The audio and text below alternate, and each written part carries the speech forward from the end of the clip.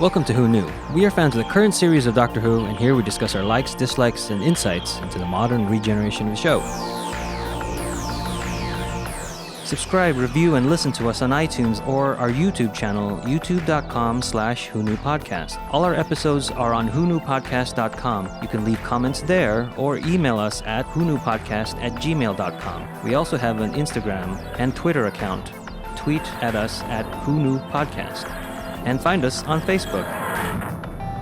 All right, hello. We have myself, Eugene here, and Brian. We're going to talk about the season premiere of the newest season, starting with season 1 with the 15th Doctor. Over the weekend, or last week, I went to the premiere in Hollywood, and it was a lot of fun. It was the US premiere. They screened the second episode, which is the Devil's Cord, instead of the first episode. Technically the second episode, Space Babies, because they redid and renumbered the Christmas special to be number 1 on Disney Plus. I thought you saw both. No, we only saw one.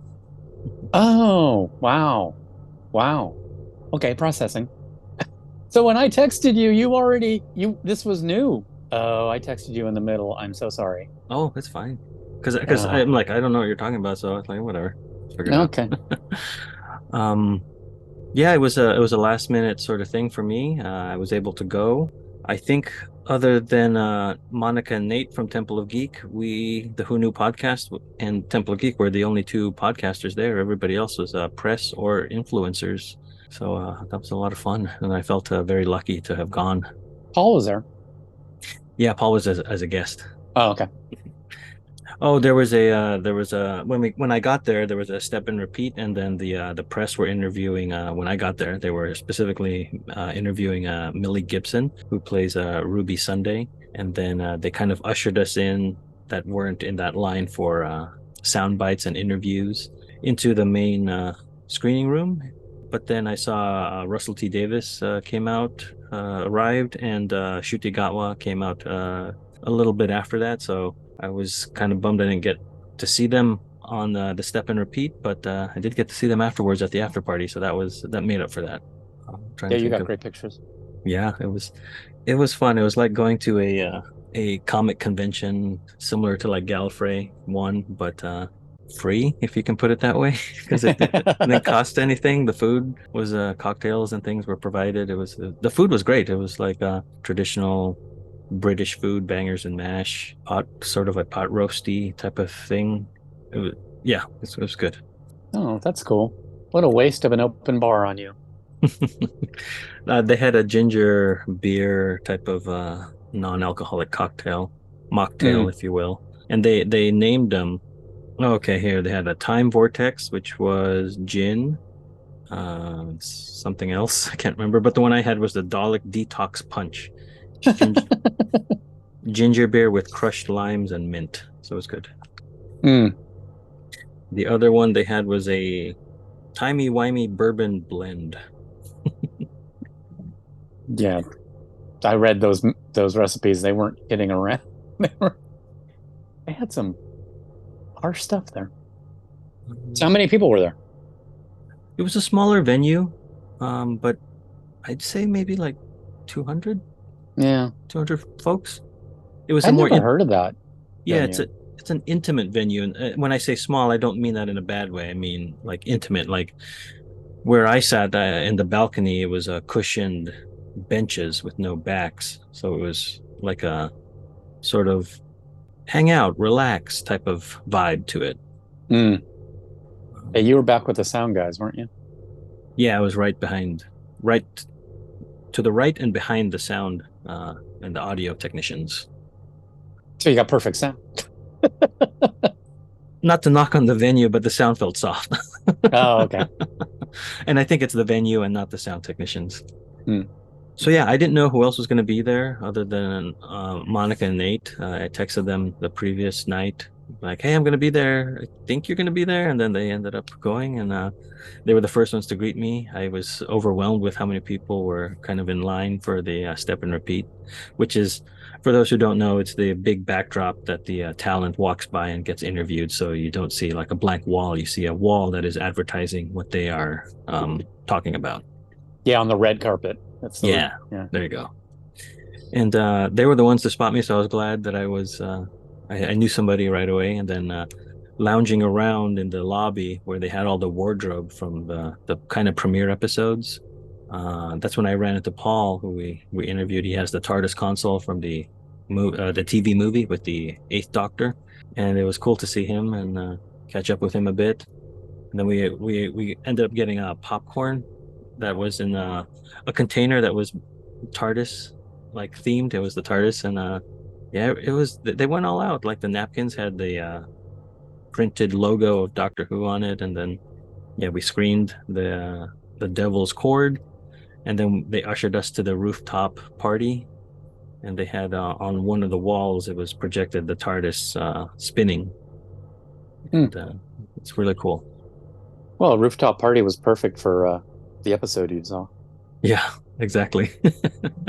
I wonder if that's why they did it. It also could be because Let It Be also dropped on Disney Plus around the same time. So Oh, yeah, good they point. timed the synergy. Yeah, Disney thinks of everything. Oh, they had a photo opportunity with the TARDIS. There's a photo booth there.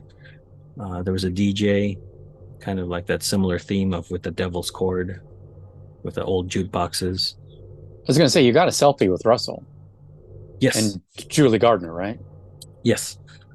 So all the talent was like localized in a sort of VIP section, but then they ended up getting out of that and then talking to people. So I was kind of at first I was thinking, oh, I'm not gonna. They're right there, but I'm not gonna be able to talk to them or meet them.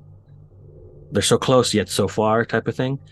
And then as the evening progressed, Russell was just walking around, and I think he started the trend of breaking out of that VIP velvet rope type of section. And then he's a tall man, and he's a Is he?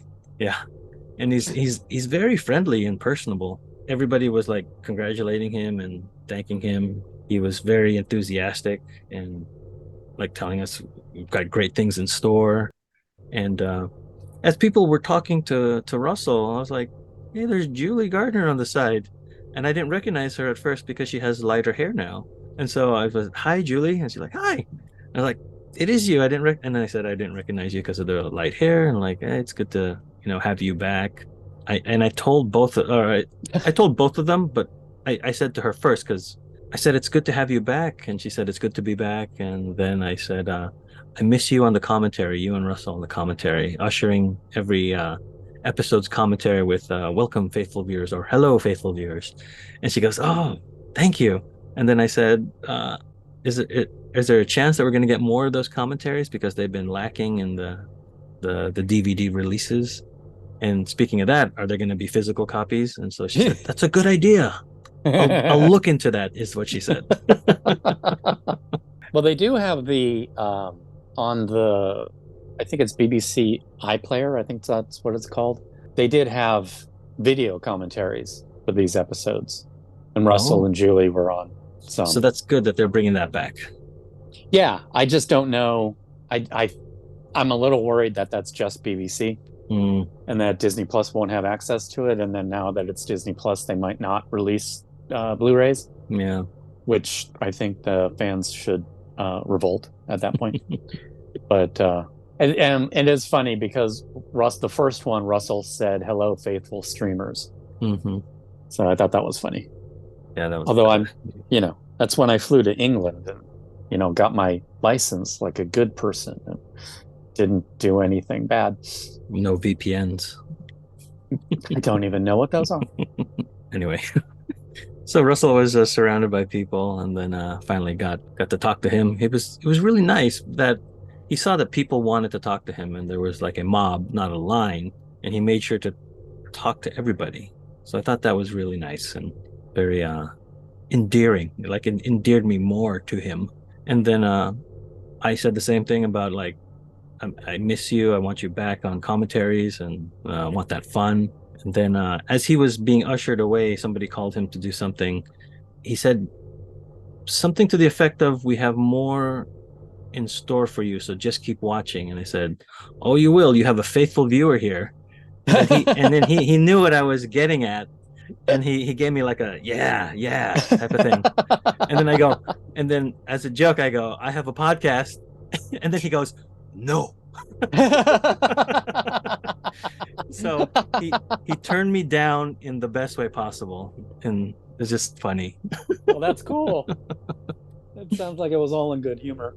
Oh yeah, like on paper, if I told you that story and he says no and he points at me, you'd be like, oh, he's a jerk. But like in the spirit of how he did it, it was very fun. I appreciated that. Well, I did wonder when I read your text. I didn't get the tone. Yeah, tone is different. But yeah, it was a lot of fun.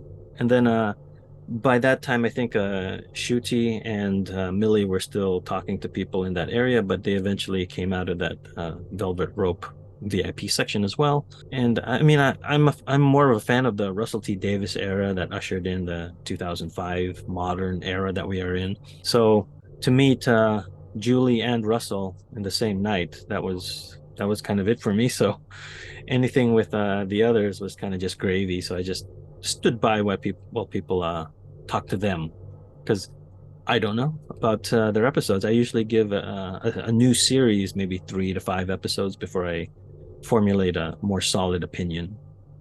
Yeah, So we'll speak, get to that when we talk about the episodes. yeah. So speaking of that, we've now had other than the Christmas special, which is renumbered as episode 1 of the season, we have Space Babies and The Devil's Cord as the season premiere sort of drop of 2 episodes on Disney Plus. So let's talk about Space Babies and our initial reactions. Um, Immediately, it was like Russell's back. It was fun. It was very quick paced. Even though they were just on the space station, but there was still a lot of running. Mm-hmm. Um, and just the inherent Russell silliness, having the babies talk and then, what the final creature turned out to be, which I wasn't happy with. But, I mean, it was clever. It's just, yeah, not something that I think needed to be on TV. But um, But again, for the yeah, there was kids. a lot of clever. Yeah, it was a lot of stuff for the kids. There was a lot of good exposition. Mhm. I kind of understand why they had to do it. You always kind of have to have that. Okay, I'm the doctor. This is why I'm named this. This is the TARDIS. Blah blah blah blah blah. And it's Russell. I thought he handled writing exposition well, Yeah. and And the Ncuti special really delivered it well. Yeah. And the special effects look great. I mean, you compare that to what was done in 2005, and it's like light years Yeah, difference. yeah, So I yeah. think, so that's why I think that sort of the fantastical elements of the script, they're more doable now, and they don't look as silly as they did in 2005. True. Yeah, I would agree. So I think Yeah. that's why they're pushing for more of that silliness, because it's more achievable and it's not a bubble wrap painted green monster or trash bag. Well, it wasn't from 2005 either, but Yeah. I mean, in 2005, it was pretty. We were happy with it. There's just, let's just say the Slovene, you can tell it's a CG versus a Well, practical. yeah, yeah, that was. That's what I'm talking about. I mean, if you're gonna go to the absolute failure, fine. But you know, yeah, I mean, the Slovene were terrible, but still, like the end of the world, the second episode, those were Mhm. good effects. Mhm. Out the window and seeing the space station and the destruction of Earth, they were good. Yeah, very Yeah, similar vibes with Space Babies. yeah. I did like that scene where the doctor was. This is why I do it for days like this to look out the window. I think we needed that because we don't really get that internal drive with the previous incarnations of like specifically the past 2 incarnations. There's not a real Right, motivation that is told to us. We're kind of, the motivation is implied but never explicitly said. right, right. So I Um, I did enjoy that moment. I did too. It felt needed. Um, there were some things that I kind of don't agree with. Hmm. Um, and I didn't mind the effects of the babies. I mean, Um, they're gonna do what they can do. yeah, and I thought it was okay. It was still fun. Hmm. Um, As long as it's fun and a good episode, that's pretty much all I need. Yeah, Um, that's what I'm glad is back, is that fun quality. yes. Yeah. Yeah. Um, I do think Ncuti needs time to nail down the Doctor, which is, like you said, normal. You give it like 3 to 5 episodes. But my problem with that is we only have 8. Yeah. So, if this is the first, if we've seen the first 3, um, yeah, they need to lock it down pretty quick because they really don't have time to figure it out. But I mean, it's not bad. It's just I wondered about these 2 episodes being chosen to be the first 2, just because the Doctor runs away Hmm. twice. In both episodes, he's like, "I'm scared. I'm running," and once was okay because they explained it, but then when it happened in the second episode, I didn't like it. I thought it was too much. Yeah, it came out of nowhere in the we're talking now about Devil's Cord. Yeah. So that when that happened, I was like, "Oh, can you tell us?" I thought there was going to be more of a history of the villain and why this is something to run away from. Yeah. Yeah. Then I don't, even in exposition in the entire episode, I don't think they conveyed that. No. It was just, I just, I found it was an odd choice. And I wondered if that episode, The Devil's Court, if it had been moved up in the schedule, like it wasn't written to be the second episode aired, but the hype around there's a Beatles episode became so big. Yeah. I would not be surprised if they moved it up in the schedule, but I think that was a mistake. Mm. I don't think these 2 episodes were a good 1-2 punch for people who had never watched Doctor Who before, which is what Disney was really trying to grab. Oh yeah. So I don't know.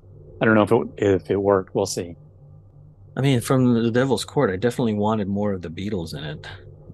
That was my initial reaction after the episode ended, but they went in a different direction. I was okay with it.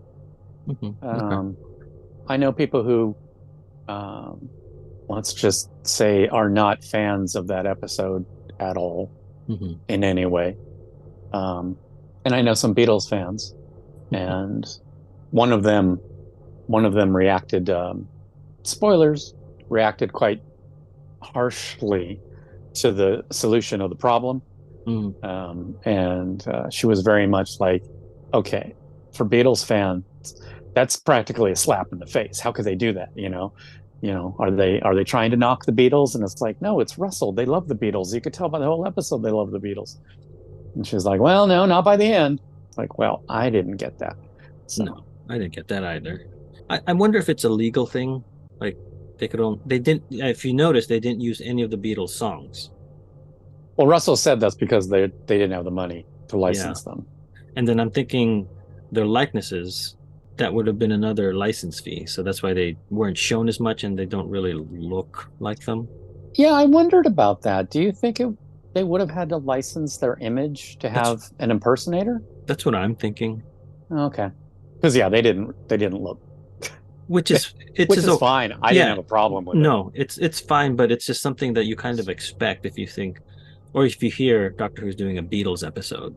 Yeah, um, when the TARDIS landed on Abbey Road, that was fun. That was fun. Um, and apparently that uh, VW bug on the street hung around for another 7 years. Yeah. Didn't move. So yeah, somebody needs to fix that car. But yeah, the my initial reactions of these first two, like we're not counting the Christmas special, but the Space Babies episode and the Devil's Court episode, it's injecting that fun and a little bit of silliness and sometimes a little bit more silliness than I think some of us want, but the fun is still there, and I think that's what's important to me. Yeah, it's definitely fun. I have to say I am a bit worried. Um, just in the new reality of things, you only get 8 episodes. Right, right. And, you know, I mean, I know we only got 13 before, but it that's still a lot more than 8. Um, so I'm a bit worried. I'm a bit worried. I mean, they kind of need to, for me, lock the Doctor down. I mean, Shooty's very good, and you know what? His reactions are his best work. When he's just reacting to something else going on, his face is so expressive, and he doesn't go over the top, um, which, you know, other people did. Yeah, they did. And yeah, and for me, went way over the top, went too over the top. Hmm. But I am a bit worried. Just to be honest, I like Space Babies. Actually, like Space Babies a little bit more now because important information was said that I didn't catch the first Hmm. time. Yeah, Um, I will agree. Having watched both of them, I like Space Babies a lot. oh, you do? Yeah, and I found it. I didn't know why they chose to screen The Devil's Chord for us instead of Space Babies, which is to me like the real first episode of the new season. Yeah. I wonder if they were working on it. I wonder if it Yeah, wasn't done yet. yeah, It wasn't in a. It wasn't in a. a, Uh, a state that was viewable. yeah, yeah. That could. I mean, well, they did have a premiere beforehand. But I don't remember them saying what episode they saw. So I talked to some people that I met at the premiere party. They said that they had screened Space Babies already Oh, okay. because I And was that is thinking, weird. yeah, because I was, as you casually talk, and that was the first episode I had seen, being The Devil's Chord. I was commenting on how that's interesting to do a period piece as your first episode, and then they were saying, "Oh no, this is actually the third episode," and I was like, "Oh, I didn't know that there were two more before, and then now I know what I know is that they renumbered the Christmas special to be episode one, and then Space Babies being the first episode is episode two in the season. I kind of say I kind of like that. It I makes still don't. sense. It makes sense, and it Yes, also it's kind of confusing now when you're looking for a Christmas special. You don't know what season it's been tagged on because they weren't consistent. Some of them are at the end, and some of them at the beginning. And I don't know what it is, but I think there's one season where it starts with a Christmas episode and ends with a Christmas episode. I think so. And I Yeah. can't remember what that was. It I think might it's be a, the Doctor, the Widow, and the Wardrobe starts a season, and Mysterio hmm. finishes it. I could be wrong. No, No, I'm totally wrong because that's Cabaldi. yeah, it's different doctors. Yeah. So I kind of like it. It makes things nice and clean. I'm still not happy with season one, Yeah. but I think they're doing that they want to get new viewers onto this show. So hmm. for it to be like season 15 or what is it? It's 13, I don't know, whatever, but it's like this is the first season 15. It's like, Right. what? That doesn't make sense. So I get it. Yeah, and if fans like us can't remember what number episode or what season, what number series it is, it's like, yeah, that might confuse new people. Well, to be fair, we are covering it in sequential order, so we're not there yet. And we're not there yet. Yeah.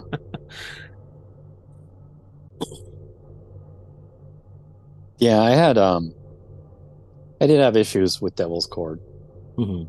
Um it was interesting because at the end of it I thought, and this may sound weird, but I said to myself, I like it more than I should, which I thought was an interesting reaction. Hmm. Um, the concept was great. Um, I get why Maestro was so over the top, Mhm. but just like reel it into 11. There was a couple times where it was like, okay, stop. Um, Oh, and sorry, you saying that reminded me of the overall season mystery. Now that Russell's back doing it, I like how this is done better. And I might be just reading too much into things, but I think we're gonna, without talking about spoilers, there's something about what's going on with the companion, similar to uh, Amy Clara Pond. Well, Amy Pond, I was gonna go and with Amy, that. yeah. Oh, things around, yeah. Not Yeah, the companion itself, but yeah, herself, but yeah. swirling around this weird. Why is she Special. special? Yeah, And so yeah. I like the way that this is done because it's not always at the end of the episode. like in Devil's Hmm. Court, something happens in the middle or in like the climax part of the episode. And so I'm enjoying that. And again, not worrying about is every sentence a clue, but they're giving us these things that make me pay attention. And I like that.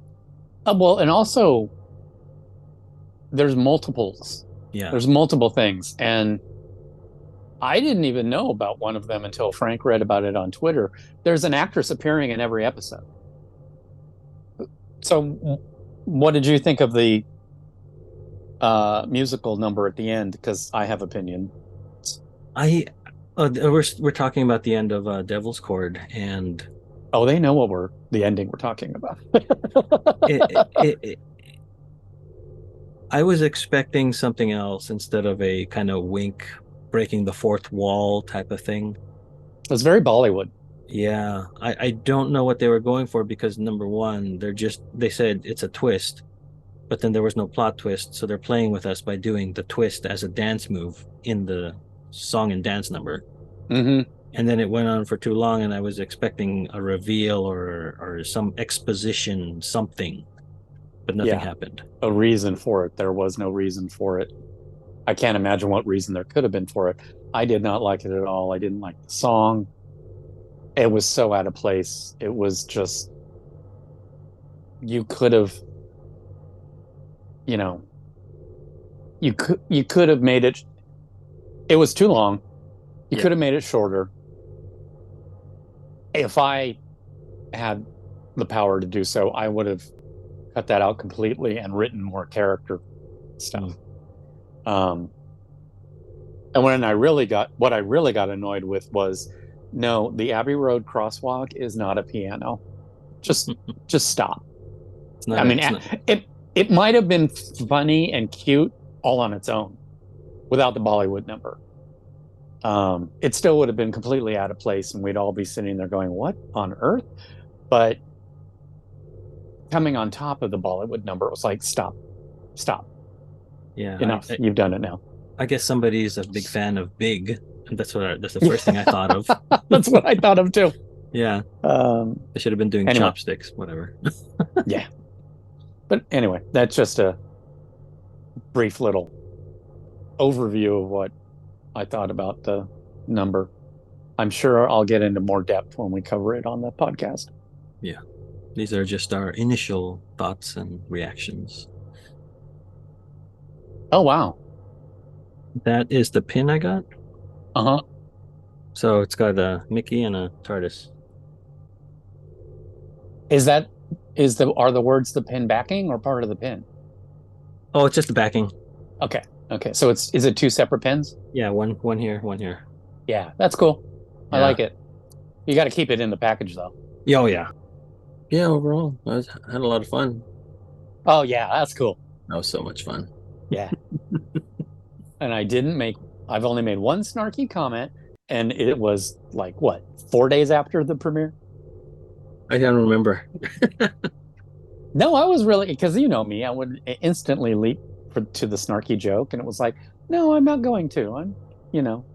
I'm happy for him, so I'm going to say I'm happy for him. But yeah, what was it like? Now you're talking to us rabble again, or something like that. Oh, is that okay? Hold on. Yeah, it's like days later. And I even said at the time, I'm like, okay, one snarky comment. Because I was really jazzed for you. I mean, that's awesome. I mean, it was one of those things where there was a possibility that I was going to go, so I didn't want to like put it out there and jinx it. And right. No, I didn't feel that at all.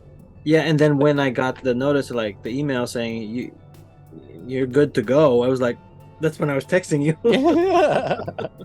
I'm sorry, my timelines are really messed up. When was that? What day was that? Wednesday night, last week. Last week? Oh, no, it was a week ago. Last week. Yeah. I mean, really, like 4 days ago. Right? Yeah. Okay. So. Timey-wimey. Yeah. But yeah, overall, I'm glad that the fun is injected back into the series, and it seems like Ncuti and Millie have good chemistry as both the Doctor and Ruby. And I look forward to whatever weirdness and silliness they get into next. Yeah, it's going to be fun. That's nice. Yeah.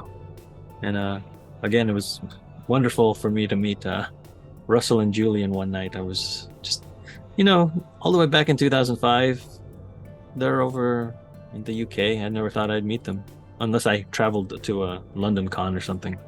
Right. You got told no by Russell. And it was totally fine by me. Yeah. So maybe that's why they had really no other podcast there. It's like, I don't want to deal with those rabble. Right.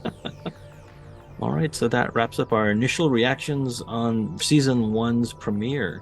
Thanks for listening, stay safe, and we'll see you next time when the future becomes the present. You just listened to an episode of Who Knew? Our wonderful theme music is by Michael Grady. Find him on Facebook at The Universe Explodes. Additional music is by Damiel Paggio. Additional music by Paul Ohlers. All our episodes are engineered by Auburn, and you can find him at auburnbinkley.com. You can also find this show in several places. Follow us on Twitter at Who Knew Podcast. Subscribe, review, and listen to us on Apple Podcasts, Google Podcasts, Or on our YouTube channel, youtube.com/Who Knew Podcast. All our episodes are on whoknewpodcast.com. Visit our Facebook page. Please leave comments, reviews, and click like to support Who Knew Podcast. To listen to our show on your Amazon Echo device, subscribe to us on Amazon Music, And then ask your Amazon device to play your podcast subscriptions. This podcast is inspired by Doctor Who. The longest running sci-fi show in history. And especially the revival spearheaded by Russell T. Davis. Thanks to Russell, Sidney Newman, Verity Lambert, Ron Grainer, and all those involved in the adventures of our favorite Time Lord. Your work continues to inspire and entertain.